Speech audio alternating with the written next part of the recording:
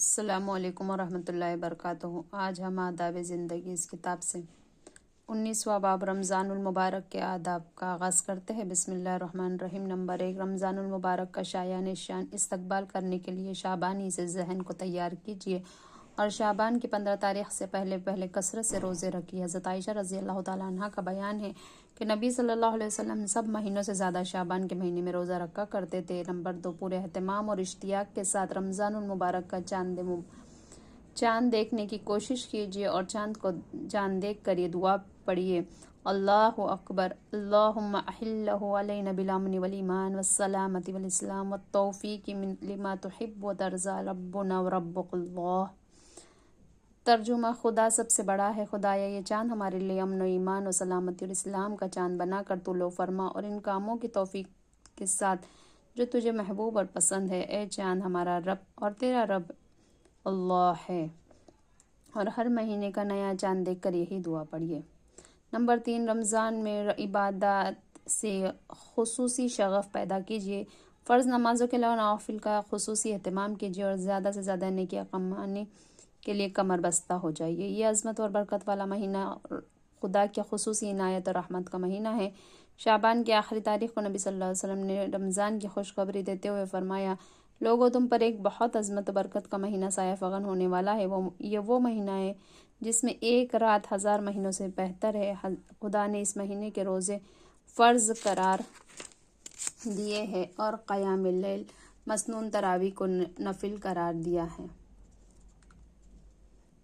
جو شخص اس مہینے میں دل کے خوشی سے بطور خود کوئی ایک نیک کام کرے گا، وہ دوسرے مہینوں کے فرض کے برابر اجر پائے گا، اور جو شخص اس مہینے میں ایک فرض ادا کرے گا، خدا اس کو دوسرے مہینوں کے 70 فرضوں سے ثواب کے برابر ثواب بخشے گا۔ نمبر 4، پورے مہینے کے روزے نہایت ذوق و شوق اور اہتمام کے ساتھ رکھیے، اور اگر کبھی مرض کی شدت اور شرعی عذر کی بنا پر روزے نہ رکھ سکے تب بھی احترام رمضان میں کھلا کھانے سے سختی کے ساتھ پرہیز کیجیے اور اسی طرح رہیے کہ گویا آپ بھی روزے سے ہیں۔ نمبر 5، تلاوت قرآن کا خصوصی اہتمام کیجیے۔ اس مہینے میں قرآن پاک سے خصوصی مناسبت ہے۔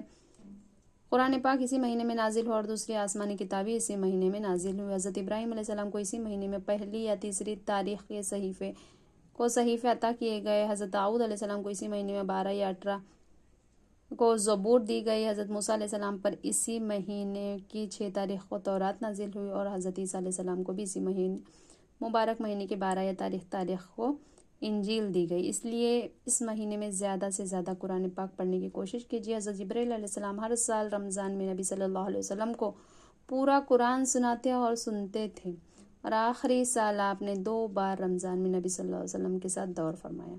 نمبر 6، قرآن پاک ٹھہر کر اور سمجھ کر پڑھنے کی کوشش کیجیے۔ کثرت تلاوت کے ساتھ ساتھ سمجھنے اور اثر لینے کا بھی خاص خیال رکھیے۔ تراویح میں پورا قرآن سننے کا اہتمام کیجیے۔ ایک بار رمضان میں پورا قرآن پاک سننا مسنون ہے۔ نمبر 8، تراویح کی نماز خشوع خضوع اور ذوق شوق کے ساتھ پڑھیے، اور جو 20 رکعت کی گنتی پوری نہ کیجیے بلکہ نماز کو نماز کی طرح پڑھیے، تاکہ آپ کی زندگی پر اس کا اثر پڑے اور خدا سے تعلق مضبوط اور خدا توفیق دے تو تہجد کا بھی اہتمام کیجیے۔ نمبر 9، صدقہ اور خیرات کیجیے۔ غریبوں، بیواؤں اور یتیموں کی خبر گیری کیجیے اور ناداروں کی سحری اور افطاری کا اہتمام کیجیے۔ نبی صلی اللہ علیہ وسلم کا ارشاد ہے کہ یہ مواسات کا مہینہ ہے۔ حضرت ابن عباس رضی اللہ تعالیٰ عنہ فرماتے ہیں کہ نبی صلی اللہ علیہ وسلم سخی اور فیاض تو تھے ہی، مگر رمضان میں آپ صلی اللہ علیہ وسلم کی سخاوت بہت ہی بڑھ جاتی تھی۔ جب حضرت جبرائیل علیہ السلام ہر رات آپ صلی اللہ علیہ وسلم کے پاس آتے تو قرآن پڑھتے اور سنتے تھے، تو ان دنوں نبی صلی اللہ علیہ وسلم تیز چلنے والی ہوا سے بھی زیادہ فیاض ہوتے تھے۔ نمبر 10، شب قدر میں زیادہ سے زیادہ نوافل کا اہتمام کیجیے اور قرآن کی تلاوت کیجیے۔ اس رات کی اہمیت یہ ہے کہ اس رات میں قرآن نازل ہوا۔ قرآن مجید میں ہے: ہم نے اس قرآن کو شب قدر میں نازل کیا، اور تم کیا جانو کہ شب قدر کیا ہے؟ شب قدر 1000 مہینوں سے بہتر ہے۔ اس میں فرشتہ اور حضرت جبرائیل علیہ السلام اپنے پروردگار کے حکم سے ہر کام کے انتظام کے لیے اترتے ہیں، سلامتی ہی سلامتی یہاں تک کہ صبح ہو جائے۔ حدیث میں ہے کہ شب قدر رمضان کے آخری عشرے کی طاق راتوں میں سے ہے، رات میں سے کوئی رات ہوتی ہے، اور اس رات میں یہ دعا پڑھیے: اللہم انک عفو تحب العفو فاعف عنی، خدایا تو بہت ہی زیادہ معاف فرمانے والا ہے کیونکہ معاف کرنا تجھے پسند ہے، پس تو مجھے معاف کر دے۔ حضرت انس رضی اللہ تعالیٰ عنہ فرماتے ہیں کہ ایک سال رمضان آیا تو نبی صلی اللہ علیہ وسلم نے فرمایا تم لوگوں پر ایک مہینہ ہے جس میں ایک رات ہے جو 1000 مہینوں سے افضل ہے۔ جو شخص اس رات سے محروم رہ گیا وہ سارے کے سارے خیر سے محروم رہ گیا، اور اس رات کے خیر و برکت سے محرومی ہی وہی کرتا ہے جو واقعی محروم ہے۔ نمبر 11، رمضان کے آخری عشرے میں اعتکاف کیجیے۔ نبی صلی اللہ علیہ وسلم رمضان کے آخری 10 دنوں میں اعتکاف فرمایا کرتے تھے۔ حضرت عائشہ رضی اللہ تعالیٰ عنہ کا بیان ہے کہ رمضان کا آخری عشرہ آتا تو نبی صلی اللہ علیہ وسلم راتوں کو زیادہ سے زیادہ جاگ کر عبادت فرماتے اور گھر والیوں کو بھی جگانے کا اہتمام کرتے اور پورے جوش و انہماک کے ساتھ خدا کی بندگی میں لگ جاتے۔ نمبر 12، رمضان میں لوگوں کے ساتھ نہایت نرمی اور شفقت کا سلوک کیجیے، ملازمین کو زیادہ سے زیادہ سہولتیں دیجیے اور فراخ دلی کے ساتھ ان کی ضرورتیں پوری کیجیے، اور گھر والوں کے ساتھ بھی رحمت اور فیاضی کا برتاؤ کیجیے۔ نمبر 13، نہایت عاجزی اور ذوق و شوق کے ساتھ زیادہ دعائیں کیجیے۔ در منصور میں ہے کہ جب رمضان المبارک کا مبارک مہینہ آتا ہے تو نبی صلی اللہ علیہ وسلم کا رنگ بدل جاتا تھا اور نماز میں اضافہ ہو جاتا تھا، دعا میں بھی بہت عاجزی فرماتے تھے اور خوف بہت زیادہ غالب ہو جاتا تھا۔ اور حدیث میں یہ ہے کہ خدا رمضان میں عرش اٹھانے والے فرشتوں کو حکم دیتا کہ اپنی عبادت چھوڑ دو اور روزہ رکھنے والوں کی دعاؤں پر آمین کہو۔